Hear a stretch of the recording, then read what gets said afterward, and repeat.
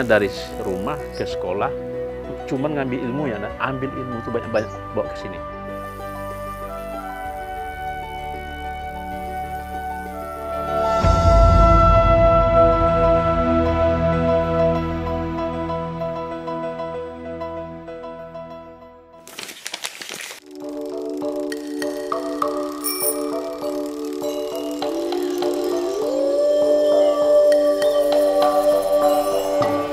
Ini adalah kisah hidupku yang terjadi bukan karena aku miskin atau kaya.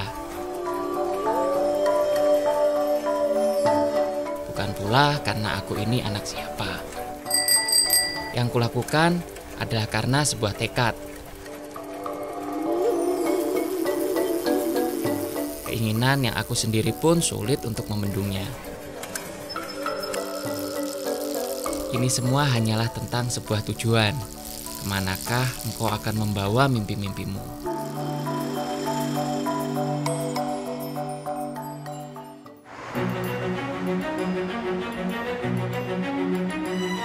Namaku Rizky Ahmad Afri.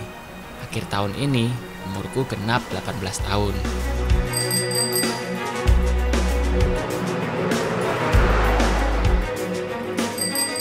Sepeda ini pemberian kakekku yang dibeli dari seorang tetangga seharga Rp300.000. Sejak SMP, sepeda ini menjadi sahabatku kemanapun aku pergi. Ada jeripayah kakek di dalamnya. Karenanya, aku selalu bangga membawanya kemanapun. Lagi pula, hanya ini kendaraan yang aku punya.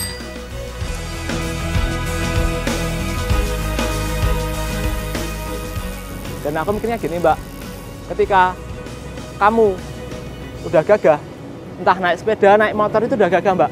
Tapi ada orang yang misalnya naik motor ya rasa gagah, tapi kalau naik sepeda malah ngerasa enggak, itu malah bahaya. Berarti yang membuat dia percaya diri, membuat dia hebat, itu bukan dirinya, tapi benda yang di sekitarnya. Aku tak pernah merasa malu.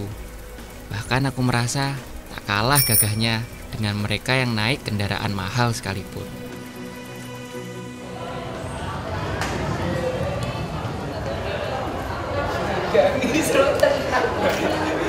Ini tahun terakhirku bersama teman-teman di SMA 1 Teladan Yogyakarta.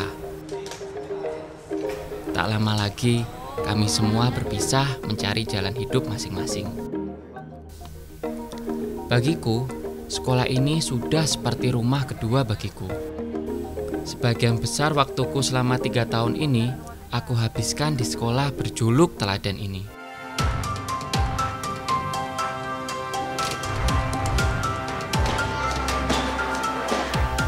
Aku amat bersyukur bisa belajar di sekolah yang aku dambakan sejak masih di SMP ini. Yang aku tahu sejak dulu, disinilah tempat mereka yang berprestasi. Aku pun terpacu. Aku ingin membuktikan aku bisa, meskipun aku hidup di dalam keluarga yang sering kekurangan. Dan teman-temanku, mereka pun sudah seperti saudaraku. Bersama-sama, aku dan mereka mengejar segala macam kejuaraan dan lomba untuk mengisi masa SMA yang cuma sebentar ini. Palang Merah Remaja adalah ketertarikanku. Banyak hal yang bisa aku pelajari dan pengalaman yang aku dapat dari sini. Ada banyak kegiatan yang kami lakukan bersama-sama. Terkadang beberapa di antaranya membutuhkan biaya. Aku tak tega jika harus meminta kepada orang tua. Untungnya, aku sudah bisa mengumpulkan sedikit uang. Ada saja jalannya, dari berjualan pulsa kepada teman atau mengikuti berbagai lomba untuk berburu hadiahnya. Assalamualaikum. Anak-anak, hari ini alhamdulillah di antara kita itu ada teman yang baru saja mendapatkan sesuatu yang menggembirakan, ya. Jadi Mas Rizky itu maju lomba dan dia mendapatkan piala. Pinginkah kalian mendengarkan apa yang diucapkan kok dia sampai mendapat juara? Ya. Oke. Rizky, silahkan tampil ke depan. Ya, saya silakan. Bismillahirrahmanirrahim. Selamat ya. Ya, oke. Setelah itu kita dengarkan bersama-sama apa yang diucapkan oleh Mas Rizky, yang itu bisa sebagai bahan pembelajaran kita semua, ya. Silakan Mas Rizky. Assalamualaikum warahmatullahi wabarakatuh. Di sini saya ingin menyampaikan sedikit dari cuplikan pidato saya kemarin ketika lomba. Jadi, sensus penduduk pada tahun 2010 itu menunjukkan bahwa penduduk Ini adalah salah satu momen yang membuat aku bangga. 6 juta jiwa. Nah, jika kita perkirakan Secara mengejutkan, aku bisa memenangkan lomba pidato kependudukan yang diadakan BKKBN beberapa bulan lalu. Awalnya, aku mengikuti lomba ini untuk mengejar hadiah uang yang ditawarkan. 1 juta rupiah adalah jumlah yang sangat besar bagiku. setiap hari ada sekitar 10.000 bayi lahir di Indonesia. Termasuk juga buat orang tuaku. Terbayang sudah olehku betapa orang tuaku akan sangat terbantu dengan uang itu. Motivasi itulah yang membuatku membuat pidato sebaik yang aku bisa. Oleh sebab itu, mari kita bersama-sama berperan aktif dalam sebuah gerakan nasional agar tercipta masyarakat yang berdaya guna dan mandiri. Puji syukurku pada Tuhan, formulasi ikhtiar dan doa memang tak pernah mengecewakanku. Lagi-lagi Tuhan membuktikan janjinya.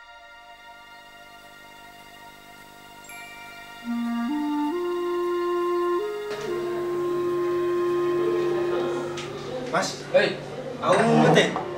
Kenapa mumet? Mau pas pelajaran Pak Jam, ramen saya fokus pelajaran. Jadi Pak berterawih. Detik-detik terakhir di sekolah, aku manfaatkan sebaik-baiknya. Tak lama lagi, aku tentu akan disibukkan dengan urusan perkuliahan. Entah mengapa, aku sangat rindu rasanya meninggalkan sekolah ini dan melepaskan rutinitasku menjadi seorang siswa SMA teladan. Jadi Pak berterawih umat. Di sisi lain, aku sudah tak sabar menyongsong pintu menuju masa depan yang sudah ada di hadapanku. Semua tentang masa SMA akan selalu menjadi bagian berharga dalam hidupku. Tanpa sekolah ini, aku belum tentu bisa sampai di titik ini.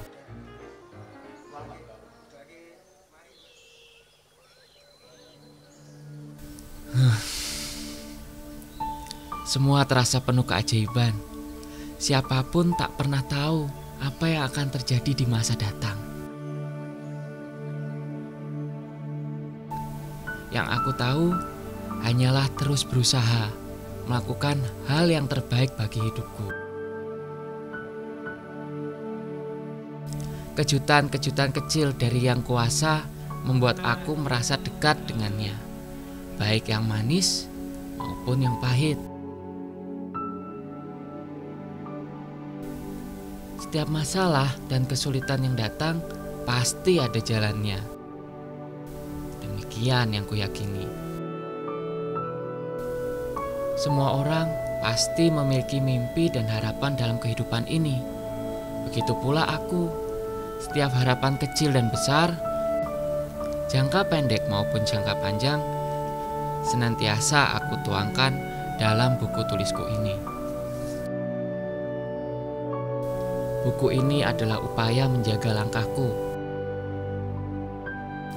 Setiap hari aku tuliskan target-target yang ingin kulakukan. Sebuah kebiasaan kecil yang nyatanya membuatku terbantu. Membuat aku merasa hari-hari yang aku jalani tak sia-sia. Jadi supaya lebih terarah tuh loh Mbak, kita punya planning. Kemudian kalau misalnya waktu senggang tuh nggak terlalu bingung banget, jadi bisa kita isi, wah yang ini belum dilakukan, yang ini udah, banyak kan beralih ke yang ini, kayak gitu. Haru. Satu kata itu saja yang aku rasakan begitu datang dan menginjakan kaki di tempat ini. Aku berusaha melihat banyak hal dari sudut pandang yang berbeda. Hingga minat menuntunku mendaftar di Fakultas Kehutanan Universitas Gadjah Mada.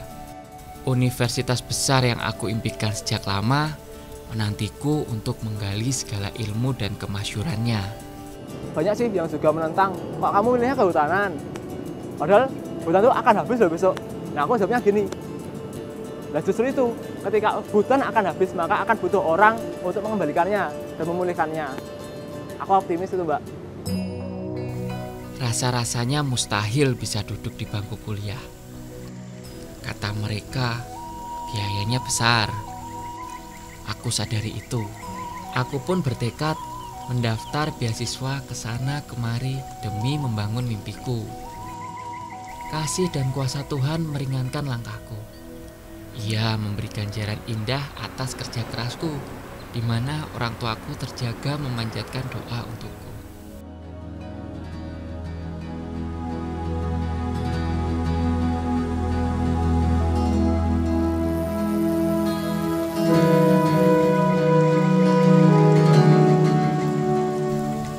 Gerbang itu sudah terbuka. Aku diterima dengan beasiswa bidik misi dari pemerintah.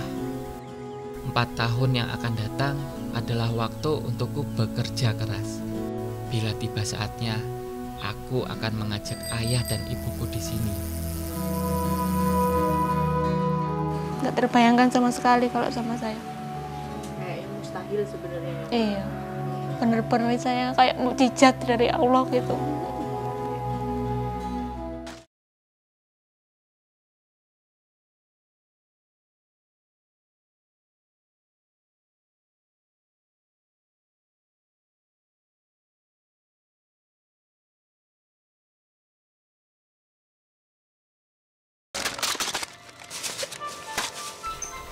Bila hari ini aku masih bisa bersekolah dan berprestasi, itu karena tak pernah lepas dari cinta kasih ayahku. Ya, ayahku yang begitu penuh kasih menafkahi kami semua dengan berbagai cara. Jauh sebelum aku di dunia ini, ayahku datang dari kampungnya di Nias untuk menuntut ilmu di Yogyakarta. Pahit getir hidup menjadi perantau, sudah kenyang dijalaninya. Segala macam pekerjaan pun pernah dilakoni. Ayah pernah punya usaha kecil-kecilan yang cukup untuk menghidupi kami. Dulu sekali, usahanya mengalami kerugian. Ayah tak menyerah. Berkali-kali ia berusaha bangkit, hingga akhirnya tak ada yang tersisa lagi.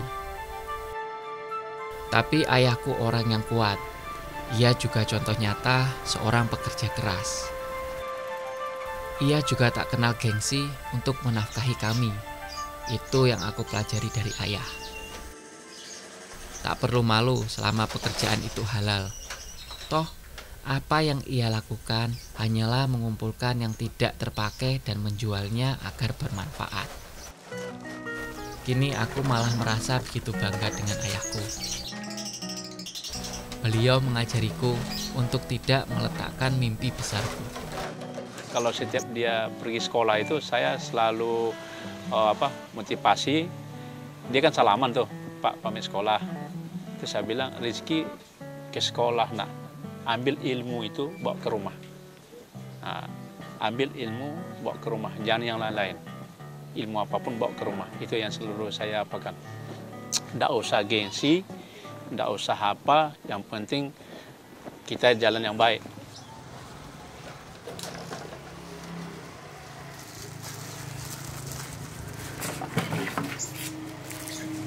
Assalamualaikum, Pak. Assalamualaikum warahmatullahi wabarakatuh. Dari mana Iki? Ya, Pak, tadi. Ngapain? Ya, itu Pak, lihat-lihat Fakultas Kehutanan. Nah, terus? Ya, itu Pak, kampusnya luas banget. Tapi sepi Pak, cuma ada beberapa kakak kelas di sana. Terus setelah dari kehutanan itu rezeki itu sudah mantap betul atau bagaimana kuliah di sana? Insya Allah sudah Pak. Ya nanti mau doa restunya aja. Nah sudah serat aja lah, biar bapak yang bereskan ini semua. Turun ya Pak. Yuk. Satu yang aku sesali, tak banyak yang bisa aku lakukan untuk membantu ayah mencari nafkah. Lantaran waktuku banyak tersita untuk urusan sekolah. Karenanya aku tak mau menyia-nyiakan semenit pun waktu untuk mencari ilmu dan prestasi. Yang bisa aku lakukan sementara ini hanyalah mengurangi bebannya dengan mencari beasiswa dan biaya untuk keperluanku sendiri. Tak tergambar perjuangan dan pengorbanan ayah. Atas kerja kerasnya, aku tahu ayah tak meminta balasan sekecil apapun.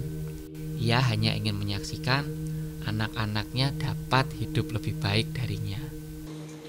Oh, kalau saya orangnya, saya jadi orang tua tuh apa, Mbak, Bu, apa namanya itu, tidak terlalu tangan besi, otoriter, enggak ya, tidak terlalu maksakan.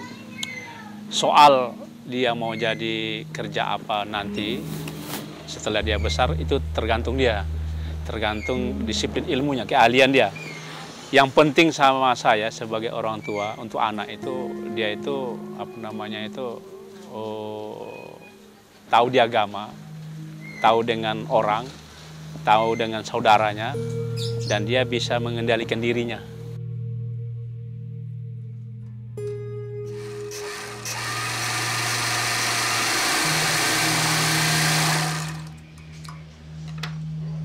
Assalamualaikum Mak. Waalaikumsalam.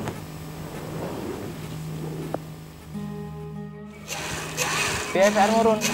Angel, Angel. Apa PR -e? MTK, MTK.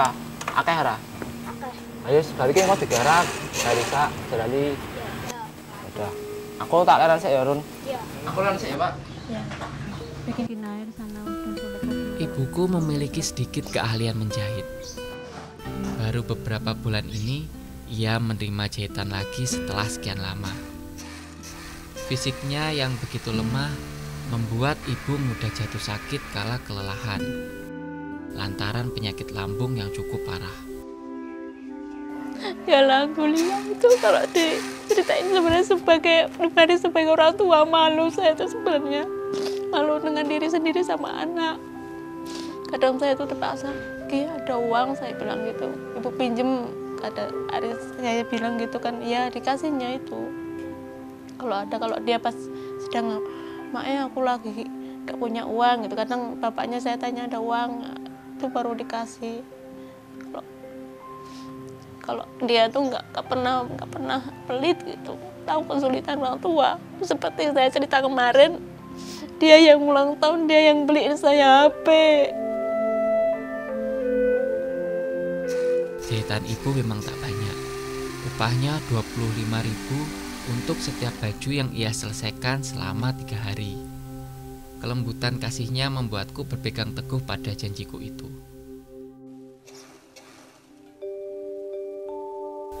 Kepada ibuku, aku berjanji akan membawanya pergi haji tahun 2020 nanti.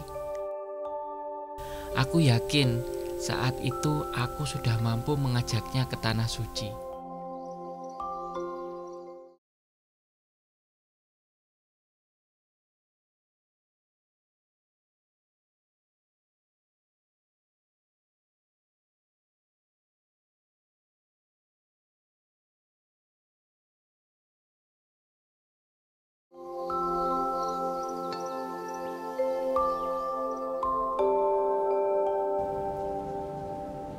Pada akhirnya, ada syukur yang selalu kupanjatkan saat suka. Ada tangis yang aku adukan saat duka hanya kepadanya.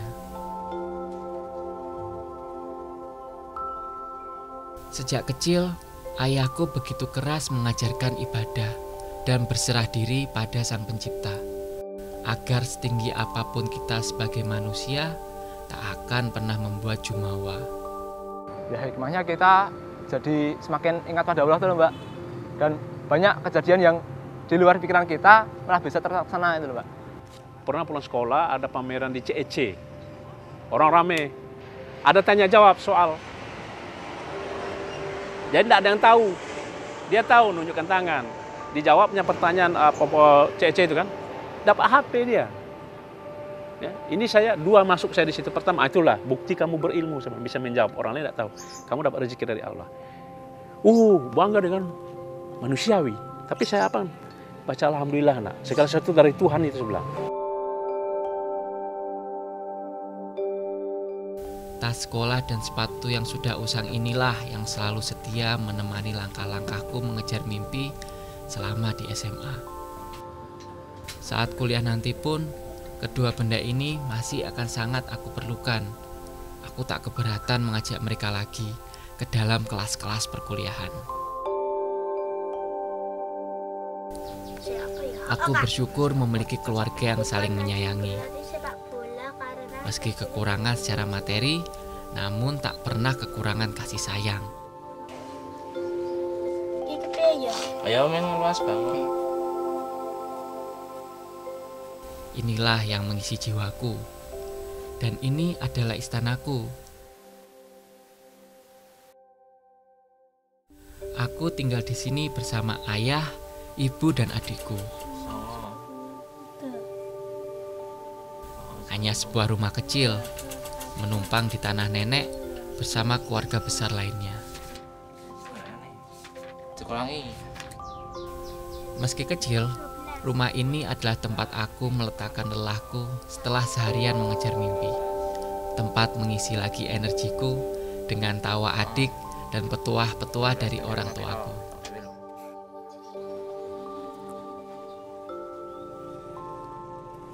Namaku Rizky Ahmad Afri.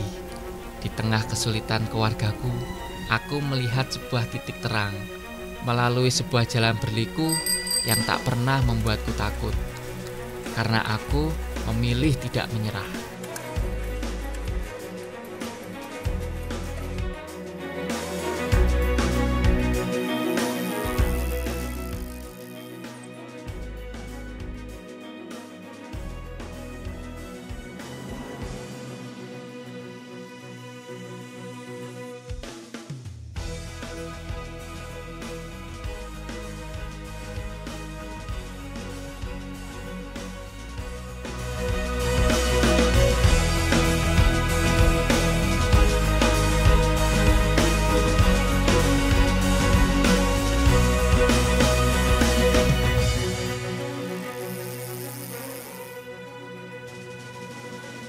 Kalau kedepannya rencana aku Mbak, S1 ini lulus dengan cum laude. Kemudian nanti insya Allah jika berkenan kuliah S2 di luar negeri. Nah setelah S2 itu nanti harapanku ingin naik haji bersama orang tua, bersama adik.